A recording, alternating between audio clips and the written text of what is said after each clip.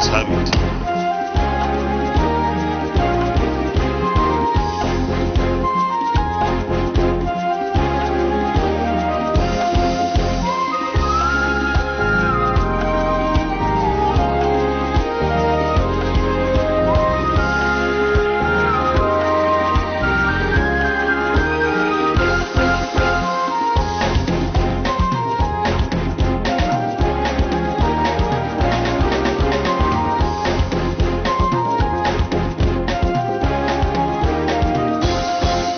Hello and welcome to the program. I am Dennis Adigunloye.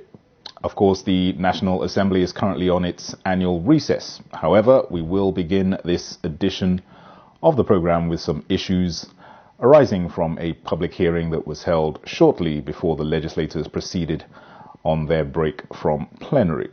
It focused on a bill for the regulation of tea and coffee industries in Nigeria. The bill was sponsored by Senator representing Taraba Central, Yusuf Abubakar Yusuf. Well, thank you very much. In fact, the bill is one of the very old bills because I even presented it in the Earth Assembly. The purpose of the bill basically is to look into the tea and coffee industry in Nigeria in terms of regulation for the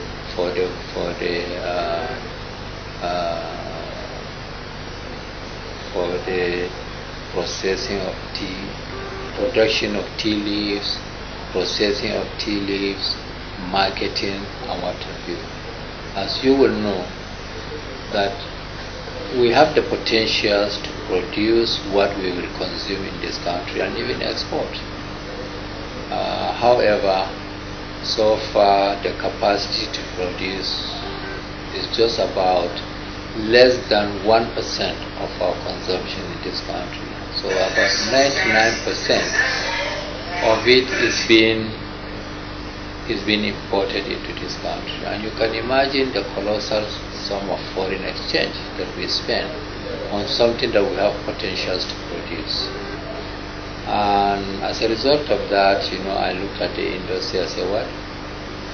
We need to put, in place a regulation, for the production of tea and coffee in this country. In terms of, generating, foreign exchange for us, in terms of satisfying the local consumption, in terms of, providing employment, and what have you, because the value chain of tea and coffee in this country is so large and is so enormous. So I thought, this is what we should do. The right thing to do is to produce what you consume, and that is the main purpose, for the bill. The potential that we have, will even, provide what we will consume and even, export tea and coffee.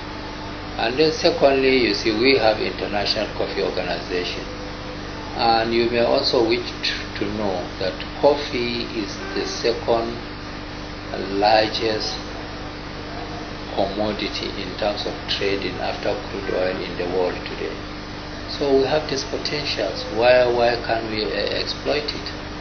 So I think basically, these are the issues, and we think that we can regulate it so that we can have, good relationship with our international partners. They have funds. International Coffee Organization has funds.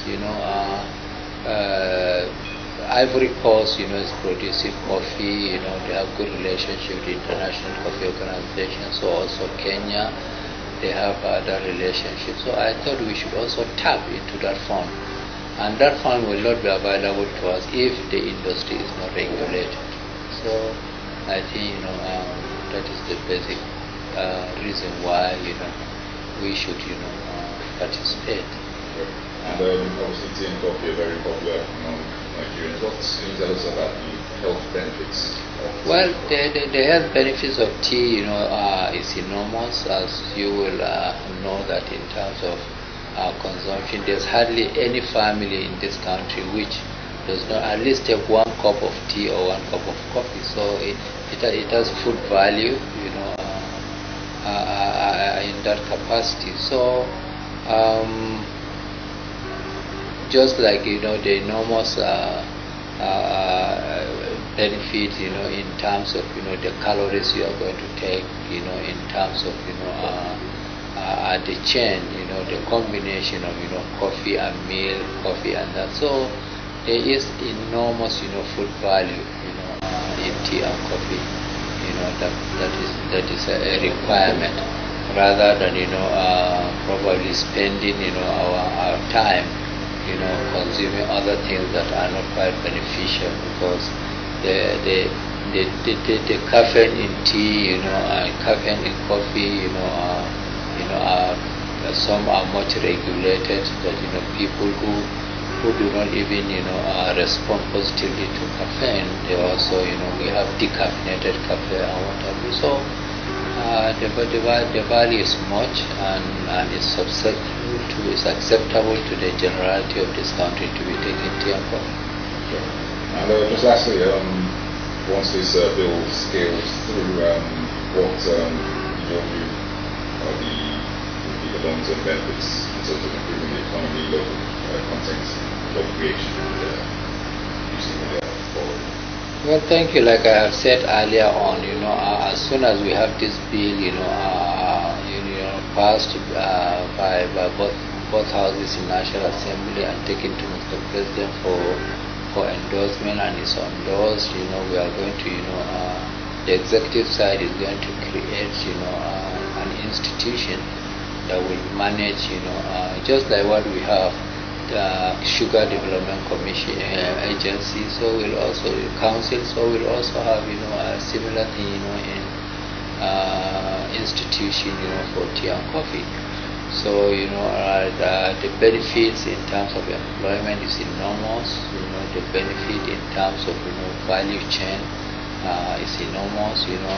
All the teas that are produced in this country, the leaves come from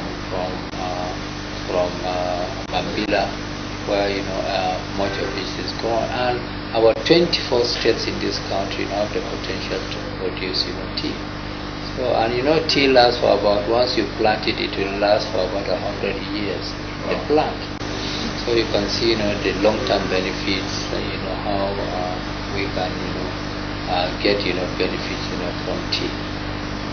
All right, distinguished Senator Yusuf, once again for joining the call. Thank you very much. It's my pleasure.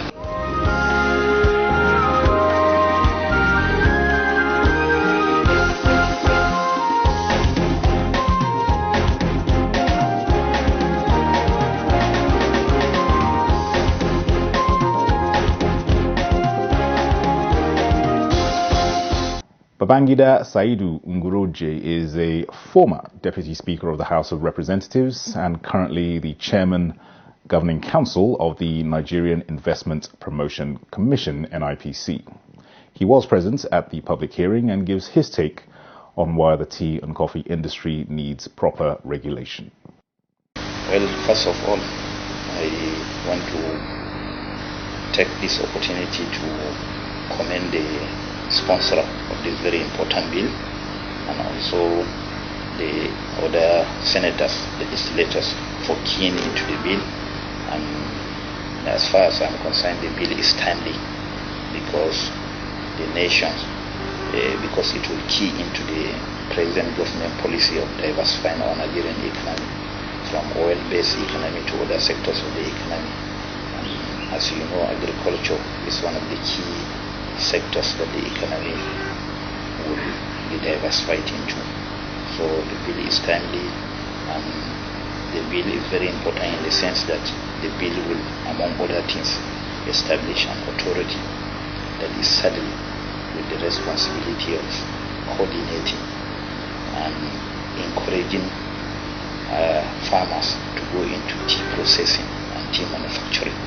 And it's also a legal framework that will regulate the activities of the farmers so that they will have access to funds, access to farming input, and it's a welcome development. The bill is timely. First of all, before telling you the health benefit of tea, you have to know what tea is. Tea is known as Camellia sinensis. That's the scientific name of tea. And tea is growing very well in an area where we have high altitude, because there's a saying geographically that the higher the altitude, the cooler it becomes.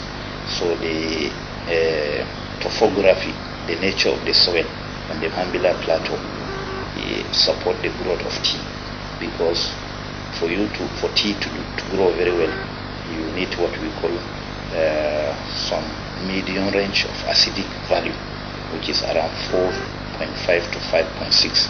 And Mambila Plateau is a soil there is very good for the growth of tea. And as you know, the vegetation there too is fantastic. We have a very good weather, very good vegetation. The scenery is fantastic, and the weather too is very cool, which is suitable for the production of tea and coffee. And I'm sure the farmers will benefit very well from this piece of legislation, because it will regulate their own activity. In fact, it will key into the economic policy of this country very well. Yeah, you know, the tea is the second most consumed beverage after water, because it's medicinal too. Because some tea species contain some antioxidants in it, which is beneficial to digestive system of people, and also it regulates the metabolism of the body activities. So scientifically, tea is good, and it's one of the most consumed beverages even in the world. And in Nigeria, because there's gap between the demand and the supply, that is where we are. We have only one functional tea processing plant, which is the Nigerian Beverages Production Company, that is currently processing the tea. But we have so many outgrowers, so many small-scale farmers, that are more than 10,000 small-scale farmers, but we don't have the processing plant to process the green leaves. So you find out that the gap between the demand and the supply is very high. So we need government and private sector to come into this sector, so that at least they will assist the farmers. No, we don't have any business of importing tea, and currently, because the gap, currently the demand for tea is around 5 to 6 million kgs per annum of made tea, and right now we only produce less than 1 million. So the huge gap, we have a gap of almost 4.8 or 4.9 million kgs of made tea, and most of these teas are imported from countries like China, Sri Lanka, India. In Africa, we have countries like Malawi, Rwanda that are doing very well. So you find out that there's what we call capital flight, because the amount of money that we are using to invest the tea can be channeled into a productive sector in our own economy, and that will lead to what we call job creation, revenue generation, employment, and the rest. So to me, the government need to come into this sector, regulate the sector, if possible, assist the farmers to set up some small tea factories in coffee and tea production, so that the farmers can now process their own green leaf, and the multiplier effects, the economic multiplier effect will be so much, because assuming you have farmers that are blocking processing tea in your farm, and the multiplier effect, if you pay them, the multiplier effect will go down to the members of their family, the community, and the society, and in turn that will stimulate the economy, and there will be production in our own economy.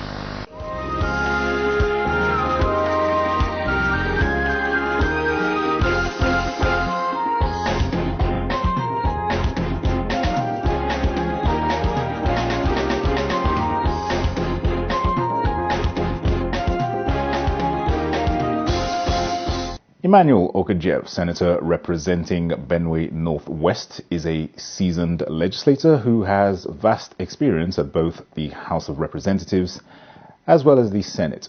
In this exclusive, he speaks on a wide range of issues. Senator Emmanuel Okajev, thanks for granting us your audience for this exclusive for our program Senate 109. Thanks for having me. All right, so just before, like I said before we came on air, the Senate recently marked 2 years, or 9th Senate recently marked 2 years. How would you assess its performance over the last 2 years in terms of landmark achievements, things that might have eluded previous assemblies, and are you satisfied with the 9th Senate's performance so far? Yeah, I've been privileged to be part of the National Assembly. This is my 4th term. 3 of those terms were in the House of Representatives, so I've been in a position to I think I'm in a good position to say a thing or two about how this one fares vis-a-vis the others. Where to start with? This Senate, this 9th National Assembly, particularly the Senate, started on a different note. What do I mean? Unlike the 9th Assembly that had the executive arm of government squabbling over the emergence of the leadership of the 8th Assembly, that wasn't the case here. The executive, the presidency was comfortable, if you like, even though we shouldn't be discussing that because this is a different arm of government. But considering the way we practice our democracy here, if you have the two arms of government bickering, you know that will affect a lot of things. I was chairman of Rules and Business in the House, and I know how many bills we passed and how many were rejected. And I suspect because of the frosty relationship that the then Assembly had with the presidency. So we don't have that kind of problem now in both chambers of the National Assembly. So because of that, the passage of bills have been quicker, and once they are passed, they are signed into law. Okay, over 300 bills were passed in the last assembly. I don't think up to 40 were signed into law, up to 50 were signed into law. Now that is not the case. So that for me is a good sign. The flip side of what is happening now is that the perception of the public about the 9th Assembly is not too good. We are seen as a rubber stamp assembly. I can't run away from that. I've been asked that several times, and that appears to be the perception. Whether it's right or wrong, I can't tell. Maybe it's for you journalists to inquire and find out whether being perceived as a rubber stamp assembly because we have a very decent relationship with the executive arm of government is the correct thing, or we should be a combative relationship. But things are going. We just passed the PIB bill, and I suspect I suspect very strongly that it will be signed into law. It was passed the last time, but it wasn't signed into law. Certain excuses were given, and that was the end of it. Several other laws were passed. I remember the Electoral Act was attempted to be amended, and on 4 occasions that it was presented to the president, it was rejected. The last time, very dubious reasons were given that it was too close to an election. We will make corrections, we will turn it back, it will bring, and the last time they say it was too close to an election. This time, I don't think that excuse will exist again, and I believe again that it will be signed into law. So the working relationship is very, very important, considering how we operate our democracy here. So I believe we have moved on from the nature of relationship that the 8th Assembly, for instance, had with the executive arm of government. You say that the public perception is that the 9th National Assembly and Senate is one of being a rubber stamp. How would you assess the oversight function of the 9th Senate so far over the 15 years? Yeah, oversight function is a very important, very key function of any legislature, for that matter. And from the beginning of the inception of this assembly, the leadership of the Senate promised a robust oversight function by this assembly. Unfortunately, the COVID-19 came in with its protocols, and that has slowed down drastically what we can do in that respect. You can't move people. You can't move people. You have me load people in one environment and go and talk to them in the name of oversight. That would be breaching. And as leaders in our own right, we are not supposed to be doing that when preaching that you should practice social distancing and all of that. So that has really affected that. It's not the way it should be, or the way we promised the nation it to be. Yeah. Well, talk about COVID.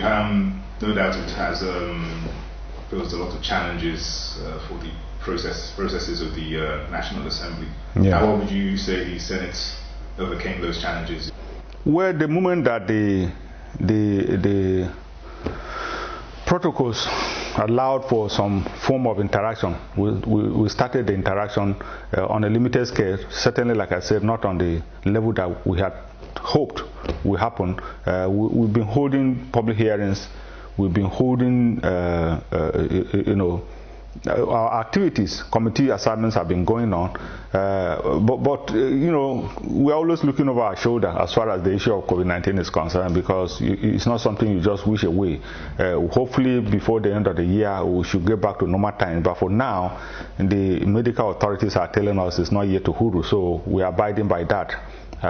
Truly the COVID-19 has been a damper on our activities. That's just the truth. Absolutely. All right, you're the Deputy Chairman, Committee of Human Rights, Judiciary, Human Rights and Legal Matters, I understand. Exactly. Yeah. How would you assess the level of protection of citizen rights in Nigeria? Again, I must be frank and say it's not ideal. That is why there's this bill before the National Assembly to give the Human Rights Commission a form of autonomy, financial autonomy. You don't want people to be doing their work and looking over their shoulder that, oh, if I do this, I may not get the funding that is required, and all of that. So the bill, and we heard the public hearing the other time, and the whole idea was to get all the stakeholders to contribute on the best way to make the human rights organization, the commission, truly independent, in order to, most of those people that turn to human rights commission are the masses, so to say, those who cannot afford some of the legal expenses, the huge legal expenses in the normal court system, and so you turn to them and they do that, and by the way, most of those corporates in the human rights abuses are government operators, and so they are very powerful. And so you need an organization that is truly independent to tackle them, and so, but for now, again, it's not yet to huru. You have abuses daily, extrajudicial killings, and other tramplings on breaches of human rights of the citizens. So we are bothered, but the best way to start is to give the legal teeth for the organization to function. And Nigeria is said to have an abundance of laws. It's the implementation aspect that's always a challenge. How do you think this can be improved upon? Yeah, truly, but somehow the people out there, the moment something is going wrong, they will ask, what is the National Assembly doing about it? It's not that every time there's there's a breach of the laws, we'll go and make more laws. It's an attitude. It's an attitude, and I think everybody has a responsibility. We have a responsibility. Our own, basically, if there's already a law and people are breaching it, we'll bring resolutions through motions to draw attention to that, even though we are always reminded that resolutions are more persuasive, they are advisory, they are not, they don't have the force of law, and that is our limitation when it comes to resolutions. And so you draw attention to it. When it suits the executive arm of government, they will rush and implement it. When it doesn't suit their purposes, they will ignore it and remind you of its limitations. But our role is, if there are legal lacunas in any area, we bring laws or we amend the existing laws. But if they are there and they are sufficient, we remind people to our resolution that this is what we ought to do. But like I say, it's everybody's business. The media, the orientation people, and all of that should continue to remind people that it's not just those who are in government that can make things work. Everybody has a responsibility to ensure that we make our system work. Otherwise, who will come and do it for us? All right. Lastly, distinguished, obviously you're highly regarded by your constituents. How would you assess your interactions, your relations with your constituencies? And what are your plans entering the 2 months recess in terms of your workings with your people? I'm shy when it comes to talking about myself in that fashion, because rather that they talk about how I'm interacting with them, it is better, because no politician will tell you that, oh, I don't have a good relationship. You're talking in glowing terms. So when the people talk, it's a better assessment. As for what I can do, that one I can say. Normally, I used, when I was in the house, I used to do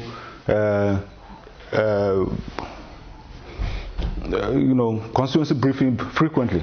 But again, the COVID-19 came in and it frustrated things. As a leader, I didn't think it was proper for me to be going there, gather people in one environment and be talking just because I want to brief them. I'll be breaching the protocols and all of that. Some of them may not understand because in other places here, people behave as if there's no COVID-19. But I know better, and I should insist on certain things happening, at least within the confines of what the medical authority, health authorities are telling us. So, but I think things are getting better, and I hope that when we get the 2 months break, I'll be in a better position to reach out to them and explain what is happening here.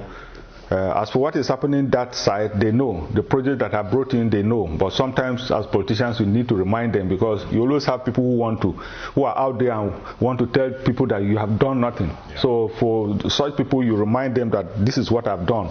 You can cross-check for yourself and all of that. That is part of the reason why we get that research too.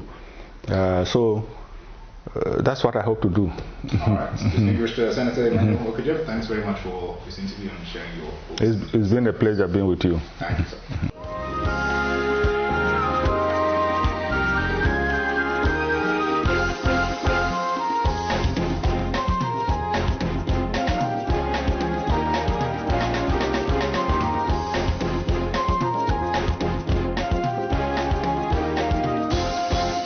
And with that, we conclude this edition of the program. Thanks for watching. I'm Dennis Adigunloye. See you again soon.